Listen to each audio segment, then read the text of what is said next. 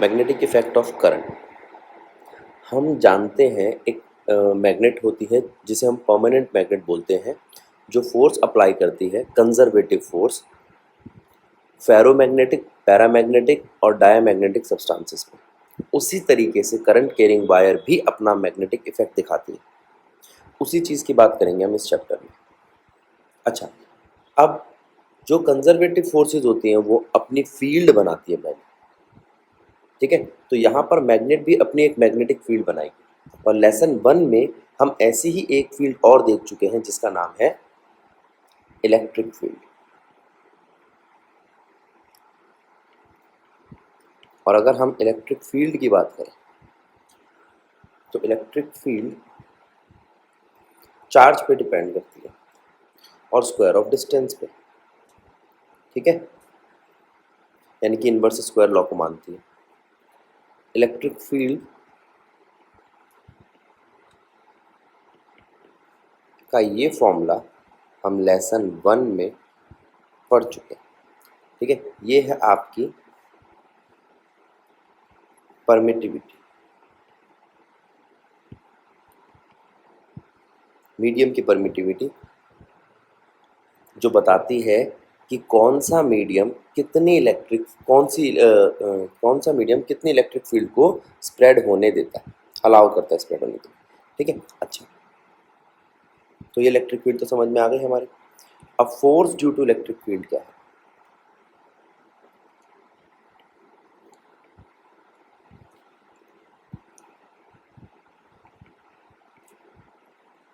Force due to electric field है charge और electric field का प्रोडक्ट, जिसमें फोर्स एक वेक्टर क्वांटिटी है और इलेक्ट्रिक फील्ड भी एक वेक्टर क्वांटिटी है, ठीक है। Force due to electric field depend करती है चार्ज पे और इलेक्ट्रिक फील्ड पे जो चार्ज ने डेवलप किया। इसी तरीके से एक फोर्स है, force due to magnetic field, इसकी बात करते हैं। अब ये फोर्स डिपेंड करती है मैग्नेटिक फील्ड पे, ठीक है, जैसे वो फोर्स डिपेंड करती थी इलेक्ट्रिक फील्ड पे, मैग्नेटिक फील्ड पे, चार्ज पे और एंगल पे। अब एक डिफरेंस तो मिल गया, वो फोर्स एंगल पे डिपेंड नहीं करती थी, ये फोर्स एंगल पे डिपेंड करती है। दूसरी बात, ये फॉर्मूला है इसका, Q V B sine theta, ठीक है। यहाँ पर ये जो बी है ये कांस्टेंट ऑफ प्रोपोर्शनैलिटी है। तो फोर्स किस किस चीज़ पे डिपेंड करती है? फोर्स डिपेंड करती है वेलोसिटी के साइन थीटा पे और चार्ज पे, और प्रोपोर्शनैलिटी हटाने के बाद जो कांस्टेंट आता है वो आता है मैग्नेटिक फील्ड, ठीक है।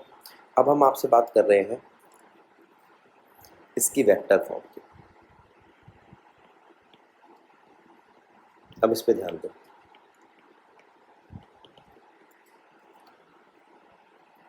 यहाँ पर फोर्स वेक्टर है, चार्ज एक स्केलर क्वांटिटी है, वेलोसिटी वेक्टर है और मैग्नेटिक फील्ड वेक्टर है। साइन थीटा था यहाँ पर, जिसकी वजह से क्रॉस प्रोडक्ट आया। साइन थीटा हमें यहाँ पर क्या दे रहा है? क्रॉस प्रोडक्ट दो वेक्टर्स के बीच में। कौन से दो वेक्टर? वेलोसिटी और मैग्नेटिक फील्ड, और ये बना आपका formula F equals to Q V B, ठीक है। अब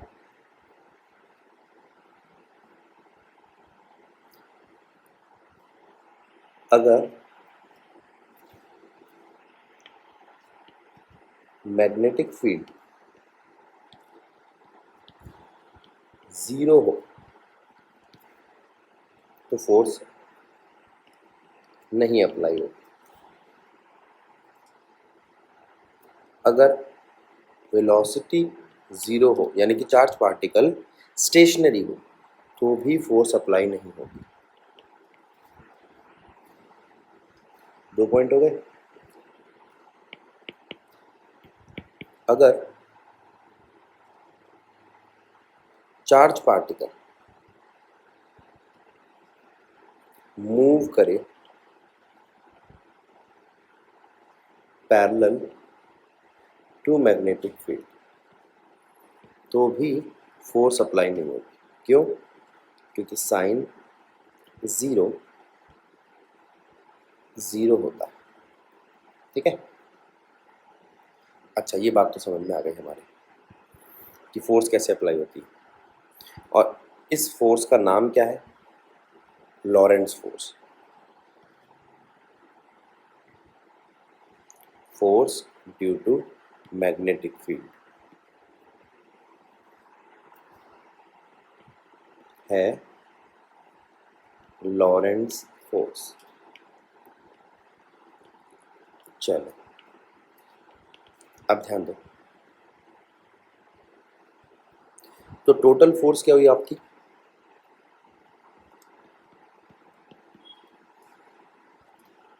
electric force plus magnetic force. अगर हम आप बात करें आपसे करंट कैरिंग वायर की,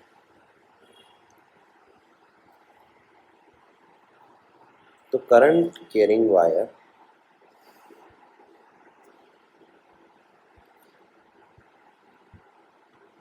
इलेक्ट्रिक फील्ड भी डेवलप करती है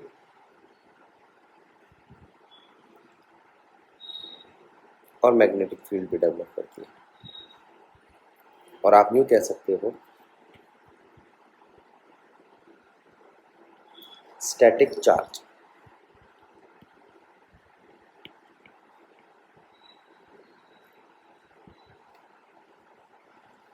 सिर्फ इलेक्ट्रिक फील्ड डेवलप करता है।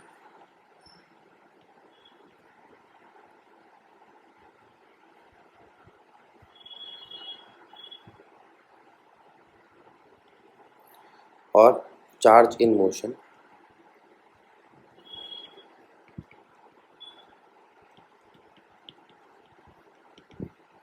इलेक्ट्रिक फील्ड और मैग्नेटिक फील्ड दोनों डेवलप करता है।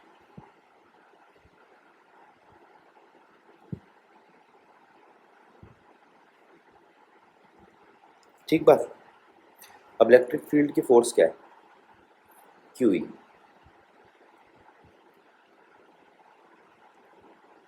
और मैग्नेटिक फील्ड की क्यू वी बी। ठीक है, खत्म बात। क्यू कॉमन ले सकते हैं यहाँ से, ये एक फॉर्मूला बन गया।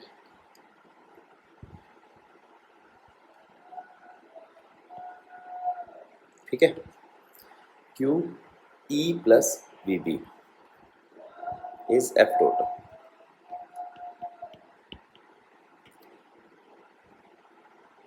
तो यहाँ पर इलेक्ट्रिक फील्ड से लग रही फोर्स है क्यू ई और मैग्नेटिक फील्ड से लग रही फोर्स है क्यू वी बी। अब हम एक केस लेते हैं यहाँ पे,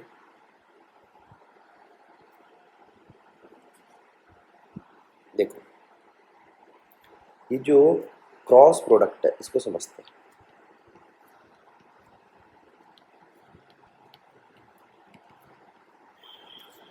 क्योंकि V और B के बीच में क्रॉस प्रोडक्ट है। क्रॉस प्रोडक्ट में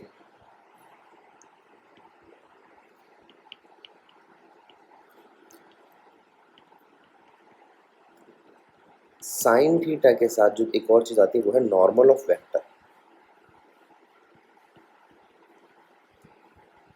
ये नॉर्मल ऑफ वेक्टर क्या है? देखो, मान लो ये है आपका ए, ये है आपका वेक्टर बी, तो नॉर्मल है इन दोनों से नॉर्मल, ए से भी नॉर्मल, बी से भी नॉर्मल। ठीक है, देखो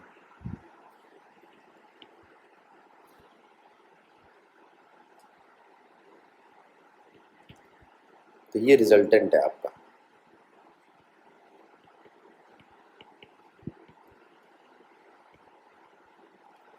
resultant of product A and B.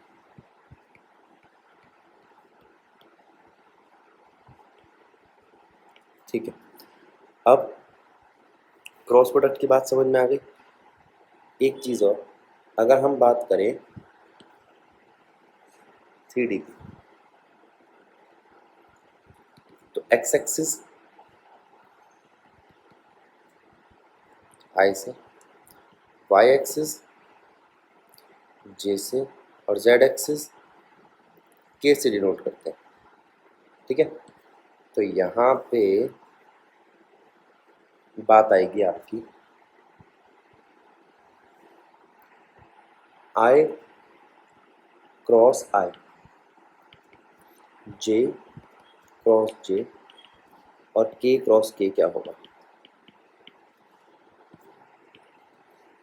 अगर मैं बात करूँ आई क्रॉस आई यानी कि एक्स एक्सिस और एक्स एक्सिस के बीच में एंगल कितना है, तो यहाँ थीटा है आपका 0 डिग्री और साइन 0 कितना होता है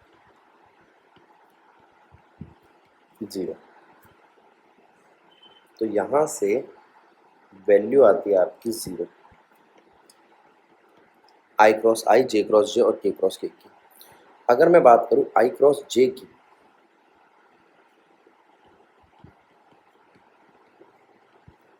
जे क्रॉस के की या के क्रॉस आई की, तो वहाँ पर थीटा आता है 90 और साइन 90 होता है 1। ठीक है, 1 और साथ में नॉर्मल वेक्टर। अब यहाँ पर 1 तो ले लिया मैंने, और नॉर्मल वेक्टर क्या होगा आई क्रॉस जे का, वो होगा के। ऐसे ही जे क्रॉस के का आई, के क्रॉस आई का जे। ठीक, ये बात समझ में आई हमारी। अब हम आगे बढ़ते हैं और बात करते हैं, ये क्या था आपका cross product, V cross B की फोर्स क्या थी हमारी,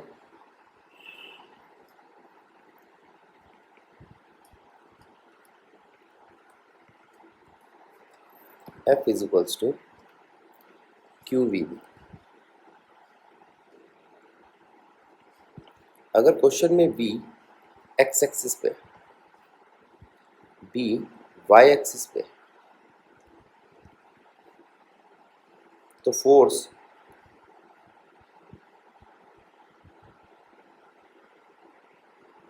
किस एक्सिस पे होगी। देखो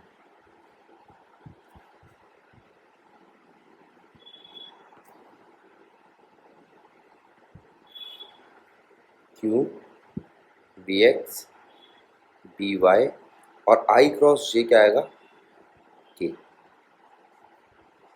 तो ये हो गया आपकी फोर्स की डायरेक्शन, फोर्स के एक्सिस पे। ठीक है, चलो अब एक केस लेते हैं हम एनसीईआरटी का। देखो एनसीईआरटी क्या कह रही है,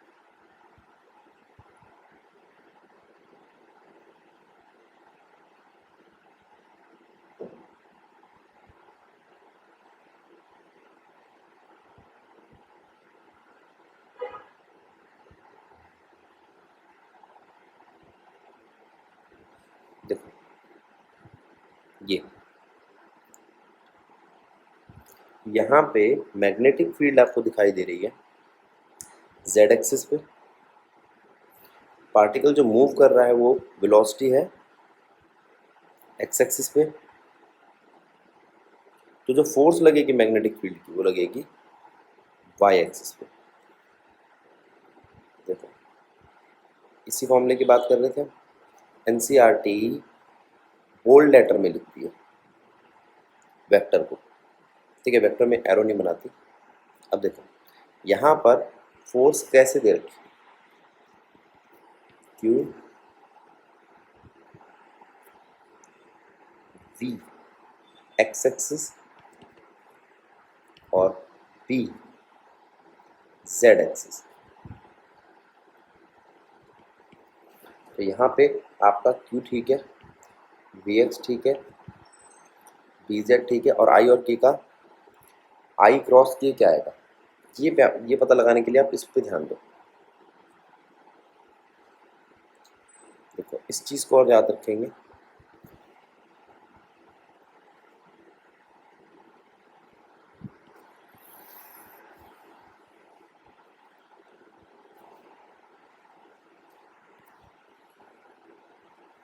मान लो ये है आपका आई, ये जे, ये के, तो ये होगा आपका पॉजिटिव और ये होगा आपका नेगेटिव, ठीक है। यानी कि आई क्रॉस जे क्या होगा, पॉजिटिव के, और जे क्रॉस के क्या होगा, जे क्रॉस आई, नेगेटिव के, ठीक है। आई क्रॉस जे पॉजिटिव के, जे क्रॉस के पॉजिटिव आई, और के क्रॉस आई पॉजिटिव जे। उसी तरीके से उल्टा, जे क्रॉस आई क्रॉस के क्या होगा, नेगेटिव के क्रॉस जे क्या होगा, नेगेटिव आई, और आई क्रॉस जे क्या होगा, नेगेटिव के। आ जाओ, तो यहाँ पर बी एक्स और इसमें आई क्रॉस के है, और आई क्रॉस के क्या है हमारा, आई क्रॉस के नेगेटिव जे। तो फोर्स की जो डायरेक्शन आएगी वो नेगेटिव जे या नेगेटिव वाई एक्सिस पे, याद रखना है इस बात को, फिर आगे बढ़ते हैं, ठीक है। चलो, अब ये तो हुई वो फोर्स जो एक चार्ज पार्टिकल से हुई। अब फोर्स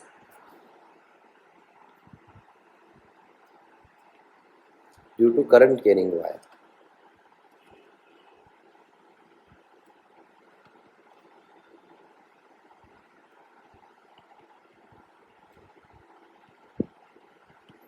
अब बात समझो, करंट कैरिंग वायर में भी लॉरेंस फोर्स का ही फॉर्मूला लगेगा। लॉरेंस फोर्स का फॉर्मूला मतलब F equals to Q V B sine theta normal,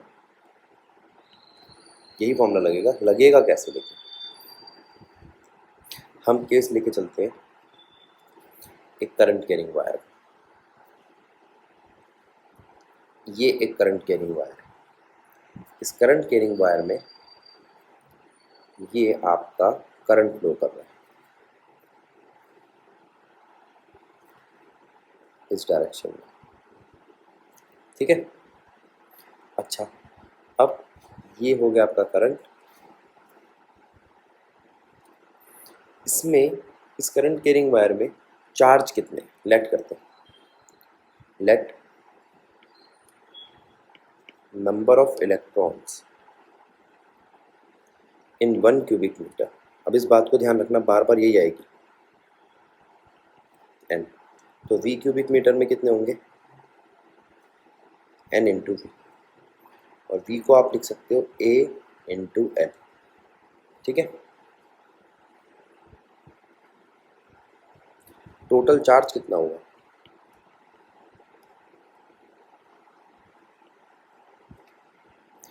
total charge हुआ N E charge of electron,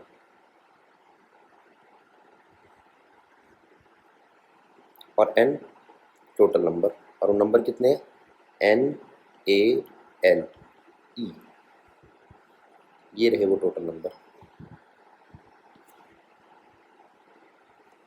ठीक है। चलो, तो टोटल चार्ज आ गया। हमें क्या निकालना था, हमें निकालनी थी फोर्स। फोर्स के अंदर जो चार्ज निकालना था वो तो आ गया। अब यहाँ पर करंट कैरिंग वायर में वेलोसिटी क्या होती है इलेक्ट्रॉन की, ड्रिफ्ट वेलोसिटी, ठीक है। उसके लिए हमारे पास करंट का एक फॉर्मूला था, N E A V D. तो वहाँ से ड्रिफ्ट वेलोसिटी आती है करंट अपॉन में एन ई ए। तो दो चीज़ें आ चुकी है, एक चार्ज, दूसरा ड्रिफ्ट वेलोसिटी। दोनों को इस इक्वेशन में पुट कर दो,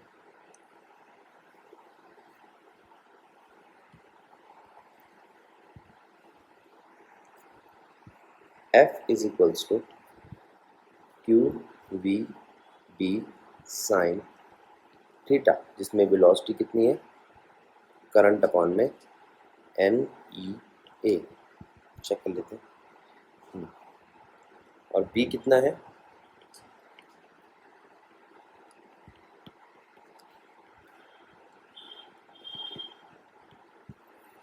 बी कितना है हमारा, ओ सॉरी चार्ज कितना है, एन ए एल ई।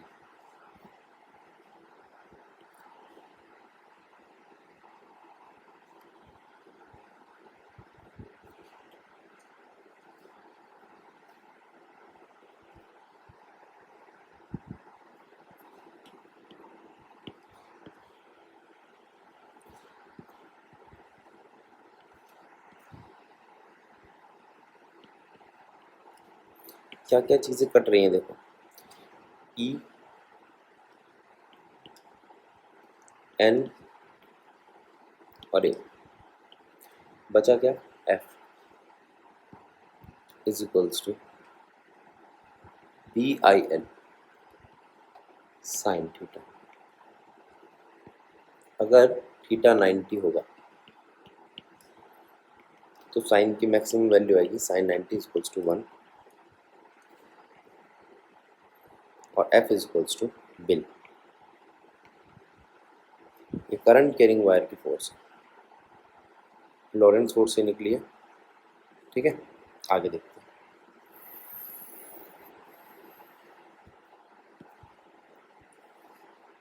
अब देखते हैं एनसीईआरटी क्या कह रही है इस बारे में।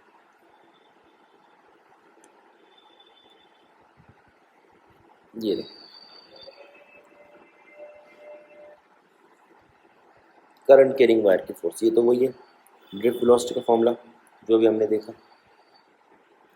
ठीक है, तो वहाँ से इसने फोर्स निकाली पिल। अब फोर्स की वेक्टर फॉर्म को भी देख लेते हैं। वेक्टर फॉर्म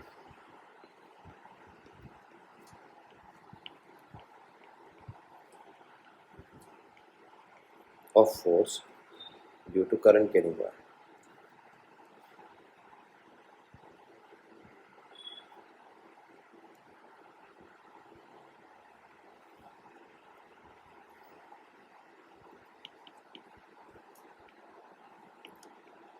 देखो क्या है,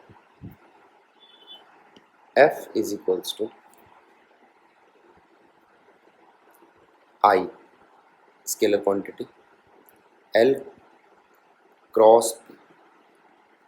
ठीक है, ध्यान रखना एल क्रॉस बी है, बी क्रॉस एल नहीं। बी क्रॉस एल से सारी डायरेक्शन गलत आएगी, इस चीज़ को ध्यान रखना। क्रॉस प्रोडक्ट में हम एल क्रॉस बी को बी क्रॉस एल के इक्वल नहीं रख सकते, नेगेटिव हो जाता है। ठीक है, तो एफ आएगा आपका I L B sine theta, और वही नॉर्मल वेक्टर जो एल और बी दोनों से नॉर्मल है। ठीक है, और वो डायरेक्शन बनेगा फोर्स की। अब अगर एल एक्स एक्स पे, या इस बार एल ले लेते हैं वाई एक्सिस पे, और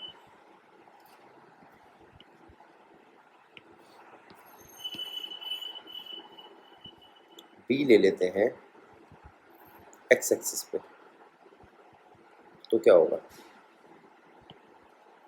तो जो फोर्स आएगी वो आएगी आई एल वाई के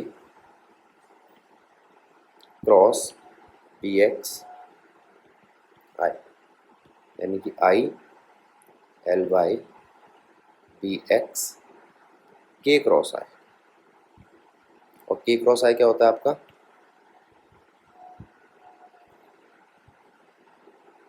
माइनस का जो,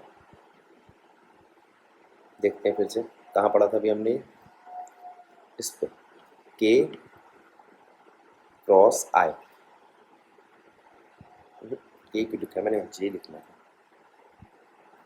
गलती कर दी। देखो ये जे है,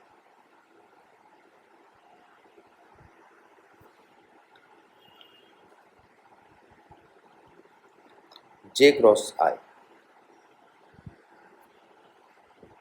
है आपका माइनस का के।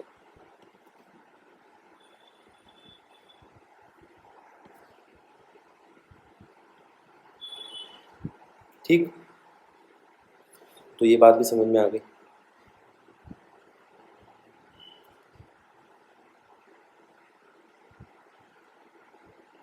अब एनसीईआरटी इसको, ठीक है, चार्ज डेंसिटी पे जाने की जरूरत नहीं है। ठीक है, अब अगला पॉइंट जो आता है हमारा वो है मैग्नेटिक फील्ड के अंदर अगर कोई चार्ज पार्टिकल मूव कर रहा है तो वो क्या एक्सपीरियंस करेगा इधर।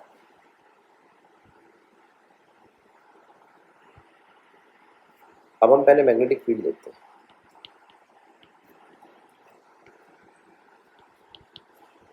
देखो, ये मैं बता चुका हूँ आपको, मैग्नेटिक फील्ड ये है प्लेन पे,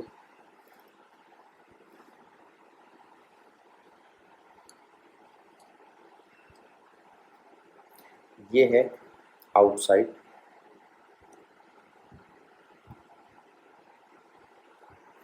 और ये है इनसाइड।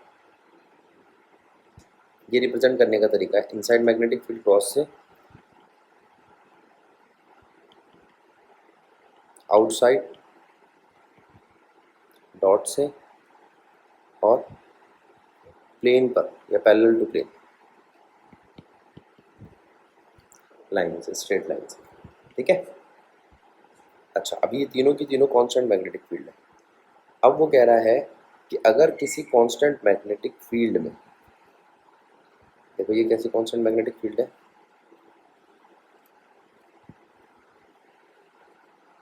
आउटसाइड, अगर किसी कांस्टेंट मैग्नेटिक फील्ड में कोई चार्ज पार्टिकल एंटर करता है तो पहले तो आपको पता होना चाहिए कि चार्ज पार्टिकल क्या है, और हम चार्ज पार्टिकल के लिए करंट की बात करते हैं।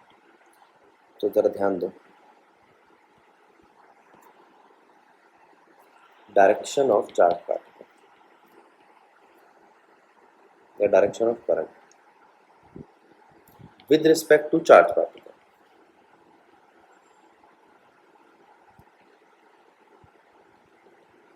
देखो, हमारे पास क्या क्या चीज़ है, एक इलेक्ट्रॉन, इलेक्ट्रॉन अगर इधर फ्लो करेगा तो करंट की डायरेक्शन क्या होगी। दूसरा है प्रोटॉन, प्रोटॉन मतलब positive charge particle, electron negative, proton positive, alpha particle positive और न्यूट्रॉन, न्यूट्रल चार्ज पार्टिकल। ठीक है, अब देखो, ये है प्रोटॉन, ये है अल्फा पार्टिकल, ये है न्यूट्रॉन। इलेक्ट्रॉन अगर इधर फ्लो करेगा तो करंट की डायरेक्शन क्या होगी, उल्टी। ध्यान रखो, ये करंट की डायरेक्शन। प्रोटॉन में सेम, अल्फा पार्टिकल में सेम, या आप कह सकते हो direction of current, the direction of electron is opposite to current, और डायरेक्शन ऑफ कोई भी पॉजिटिव पार्टिकल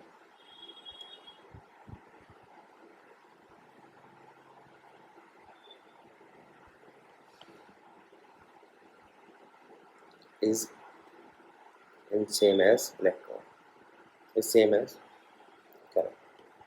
ठीक है, अच्छा, अब हमारे पास ये इलेक्ट्रिक फील्ड दे रखी है, मैग्नेटिक फील्ड दे रखी है। इस मैग्नेटिक फील्ड में चार्ज पार्टिकल आता है, इलेक्ट्रॉन, प्रोटॉन या न्यूट्रॉन, तो उसकी डायरेक्शन क्या होगी। ये चार्ज पार्टिकल एंटर कर रहा है, ठीक है, ये चार्ज पार्टिकल एंटर कर रहा है और एक ये चार्ज पार्टिकल एंटर कर रहा है। अब हम लगाएंगे यहाँ पे Fleming left hand rule, Fleming left hand rule. और फ्लेमिंग लेफ्ट हैंड रूल क्या कहता है, अगर इलेक्ट्रॉन एंटर कर रहा है और मैग्नेटिक फील्ड आउटवर्ड है तो सबसे पहले तो इलेक्ट्रॉन से करंट की डायरेक्शन मिलेगी हमें,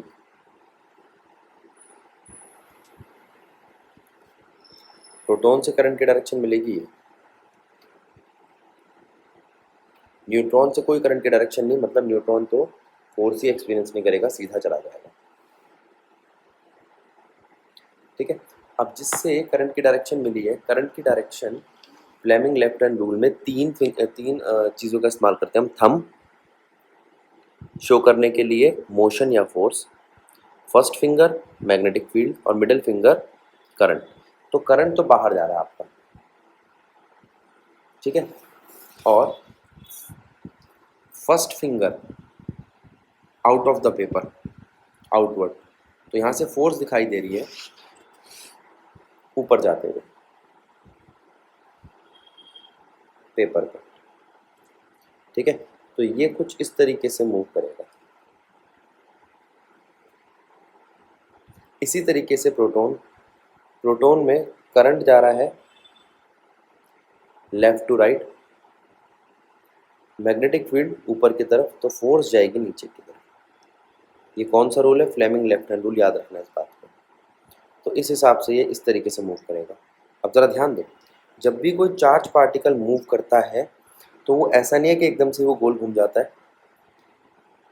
ये देखो, ऐसा मत, ऐसा तो होता नहीं है। ये देखो, ये कि ये आपकी मैग्नेटिक फील्ड है,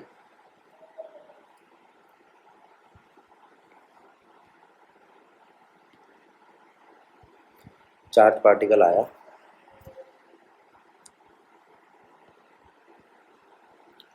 और फोर्स लगी और ऐसा हो गया। नहीं,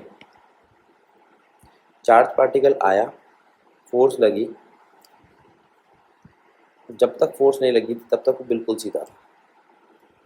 अब उस पर फोर्स लगी, वो फोर्स की वजह से थोड़ा सा बेंड हुआ, फिर और फोर्स लगी और बेंड हुआ, फिर और फोर्स लगी और बेंड हुआ, फिर और फोर्स लगी, और ऐसे होते होते वो एक सर्कुलर ट्रैक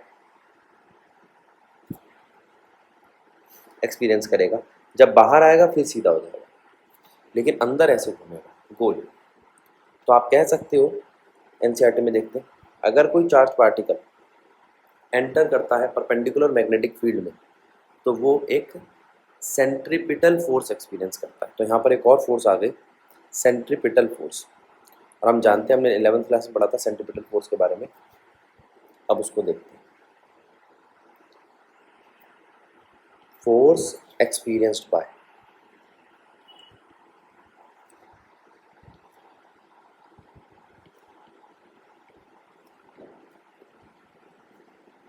चार्ज पार्टिकल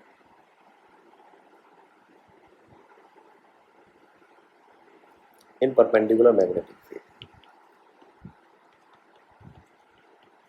क्या होती है? आओ, ये है फोर्स,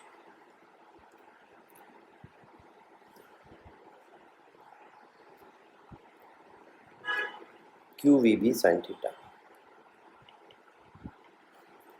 और जो फोर्स एक्सपीरियंस कर रहा है चार्ज पार्टिकल मैग्नेटिक्स में, परपेंडिकुलर मैग्नेटिक फील्ड में, वो होती है सेंट्रीपिटल।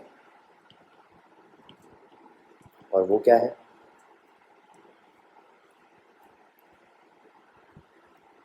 mv² अपॉन में आर। अब ध्यान देना और समझना इस बात को। जैसा कि अभी हमने बताया परपेंडिकुलर है तो थीटा तो 90 होगा, और थीटा 90 है तो साइन 90 1 होगा। पुट कर दो, F equals to Q V B, और एक था F equals to mv² upon में आर। ये सेंट्रीपिटल फोर्स और ये force due to magnetic field. अब इक्वेट करने पर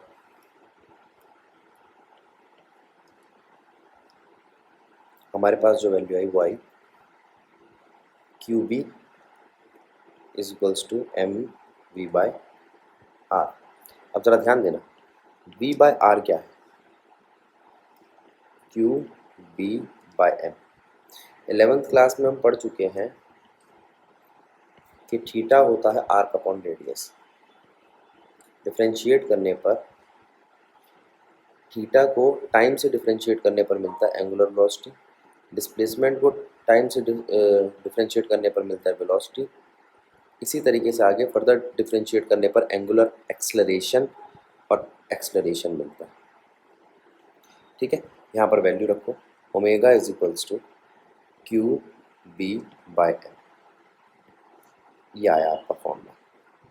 जब कोई चार्ज पार्टिकल गोल घूम रहा होता है तो उसकी वेलोसिटी होती है angular velocity Q B by M, और लीनियर वेलोसिटी वो भी निकाल लो इसी फॉर्मूले से। v is equals to Q B R by M. ठीक है, तो एंगुलर वेलोसिटी निकाल ली, लीनियर वेलोसिटी निकाल ली। एक चीज़ और समझो, ये भी 11th में पढ़ा था हमने। एंगुलर वेलोसिटी जैसे होता है थीटा बाय टी। एक कंप्लीट रोटेशन के लिए थीटा हो जाता है 2 पाई बाय टी। टी यहाँ पर टाइम पीरियड है, ये भी एंगुलर वेलोसिटी का फॉर्मूला है। ठीक है। अच्छा, omega is equals to 2 pi by T, और टाइम पीरियड क्या होता है 1 अपॉन टाइम पीरियड फ्रीक्वेंसी। ये भी फॉर्मूला बन गया। ले लो, तो एंगुलर वेलोसिटी हो गई, एंगुलर फ्रीक्वेंसी का फॉर्मूला बन गया। तो ये हमने वो चीज़ देख ली जिसमें charge particle centripetal force experience करता है। ठीक है, अब क्या कहता है वो, अगर चार्ज पार्टिकल किसी पर्टिकुलर एंगल से एंटर करा है मैग्नेटिक फील्ड में, तो देखो क्या होगा। ये है आपकी मैग्नेटिक फील्ड।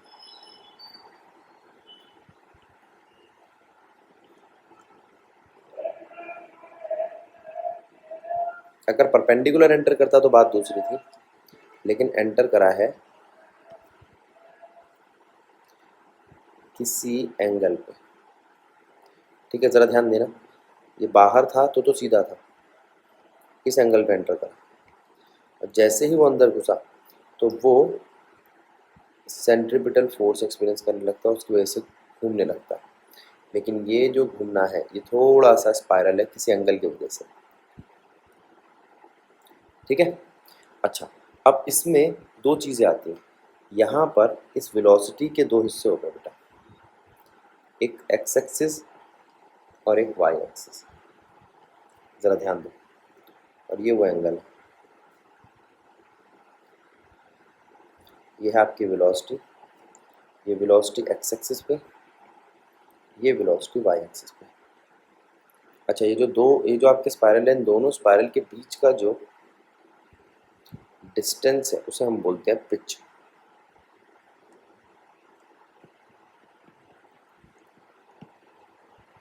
ठीक है, पिच क्या है, ये दो सर्कुलर लूप का डिस्टेंस।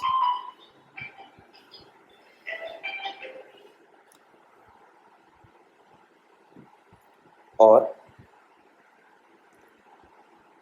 वी एक्स आएगा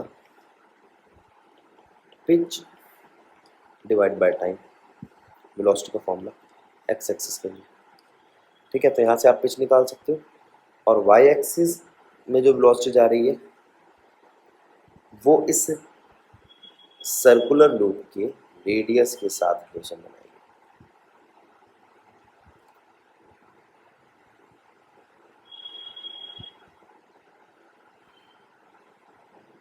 ठीक, चलो देखते हैं एनसीईआरटी का क्या।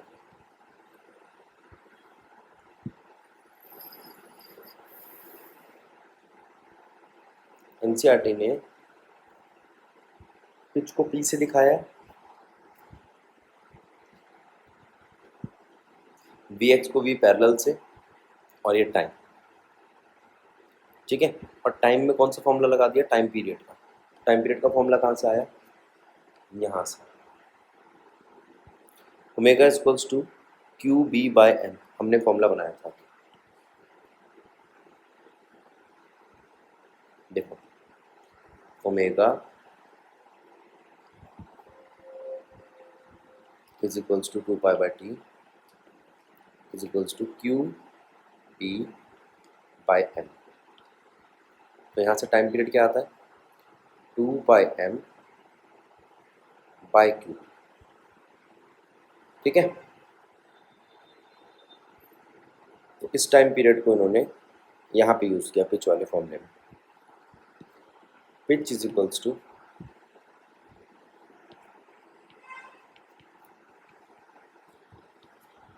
वी एक्स मल्टीप्लाई में टाइम पीरियड, और वी एक्स क्या है, एक्स एक्सिस पे जिस वेलोसिटी चल रहा है इसको एनसीईआरटी भी पैरेलल से दिखा रही है, और टाइम पीरियड क्या है 2πm/क्यू।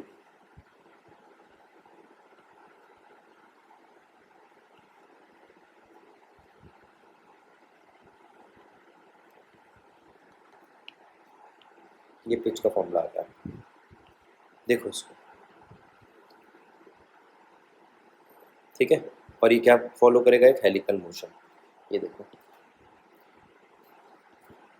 The radius of circular component of motion is called radius of helix, वो हेलिकल मोशन है, ये रहा हेलिकल मोशन। चलो आगे देखते हैं, वेलोसिटी सेलेक्टर। अभी थोड़ी देर पहले हमने इसके बारे में बताया था, जब मैं आपको बता रहा था कि ये क्रॉस प्रोडक्ट कैसे करता है। तो क्रॉस प्रोडक्ट वाली बात तो मैंने अभी आपको बताई। इसमें अगर एक्स एक्सिस में वेलोसिटी है, जेड एक्सिस में मैग्नेटिक फील्ड है, तो उन दोनों का क्रॉस प्रोडक्ट जो होगा वो नेगेटिव बाई एक्सिस में होगा, ठीक है। अब देखो एनसीईआरटी क्या कह रही है, एनसीईआरटी यहाँ पे कह रही है फोर्स है आपकी, और इलेक्ट्रिक फील्ड वो वाई एक्सिस पे लेके चल रही है। यहाँ पे फोर्स है आपकी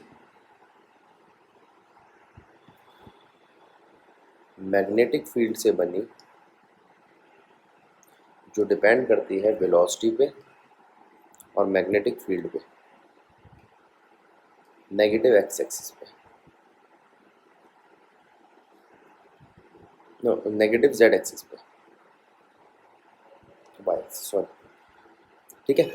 तो ये आपकी फोर्स यहाँ लग रही है नेगेटिव वाई एक्सिस पे, मैग्नेटिक फील्ड से बनी, और क्वेश्चन के हिसाब से X axis positive Y axis पे है आपकी फोर्स जो इलेक्ट्रिक फील्ड से लग रही है,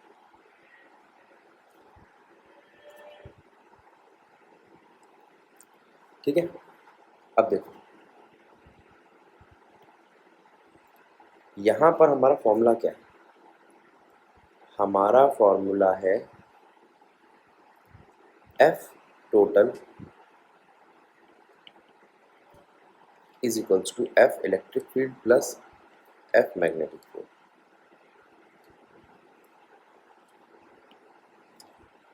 एफ इलेक्ट्रिक फील्ड है Q E, F magnetic field है क्यू वी बी, ई है वाई एक्सिस में,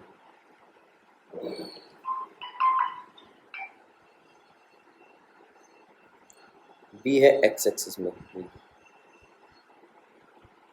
और बी है जेड एक्सिस, ठीक।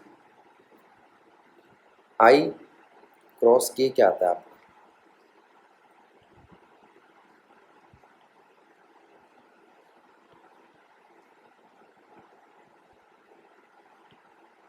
आई क्रॉस क्या आता है माइनस का जे, ठीक है। अब यहाँ से क्यू बाहर, या मतलब ही बाहर, Q E Y minus Q V X B Z, J बाहर ले लो, ये है आपकी टोटल फोर्स। अगर टोटल फोर्स जीरो हो तो इसका क्या मतलब होगा, अगर टोटल फोर्स जीरो है तो इसका मतलब है दोनों इक्वल होनी चाहिए, क्योंकि एक दूसरे को माइनस कर रहे हैं ना। तो Q E Y is equals to Q V X B Z,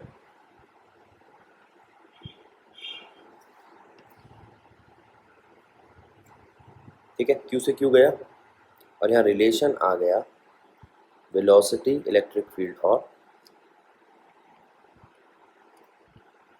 magnetic field का, इसी को कहते हैं वेलोसिटी सेलेक्टर।